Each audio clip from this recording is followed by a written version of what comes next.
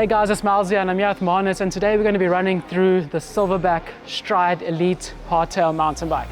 It's one of your highly spec'd Silverback Stride bikes, so yeah, let's dive right into it. Yeah, this bike offers you kind of that middle class in the value segment, so you get a little bit better parts compared to the previous ones we've discussed before. This specific model starting out with a group set, Dior 1x11 system. Rear derailleur has got a clutch as well. What that clutch essentially does is it tensions up the chain, so when you go over rocky or bumpy sections you don't lose the chain on the front chain ring. It's also narrow wide. And speaking about the gearing system, obviously they've gone with a one bias system, and what that does, it takes away the guessing work in the shifting, and over and above that it also reduces the wear and tear on the drivetrain, so giving you a little bit better longevity out of the group set itself. Yep, and moving on to the front end of the bike, we have a Rockshox Judy fork with a lockout system, as well as an air fork. So there's no spring inside the fork, you actually have to pump it up. So you can pump it up based on your weight to give you the best, most efficient suspension system in the front. We've also got the hydraulic disc brakes, so your braking efficiency is maximized. Marnus, can you tell us a little bit about that pop geometry that's in the Silverback frames? Yeah, absolutely. So sticking with the conversation on the front end of the bike, so we've got a 68-degree, a little bit slacker steering angle for a bike in its class. And what that does is as you go on descent, it gives you much better control. It allows you to position your body far better.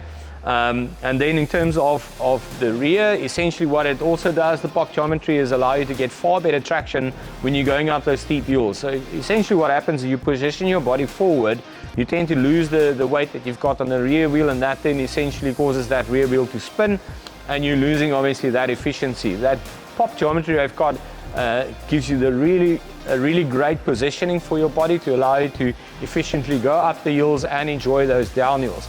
But the most important part of pop geometry is probably the body positioning in efficiency. So what it does is it focuses all those muscle groups and the larger muscle groups, so you can utilize those muscle groups instead of the smaller ones, making the bike far more efficient, to its competitors out there in the market.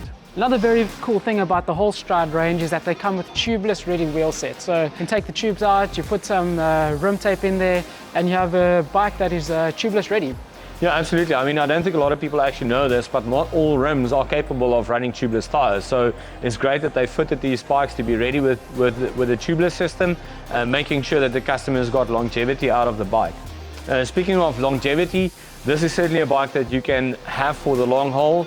You can upgrade the bike with an internal dropper seat post, which is really cool. All the cables are also internally on this bike. So if you get into this bike, it's certainly worth going the long haul if you wanted to upgrade it in due time. However, I believe most people will be satisfied with the spec on this bike. So guys, if you're looking for a good quality hardtail mountain bike, getting into the sport of mountain biking, look no further than the Silverback Stride Elite mountain bike.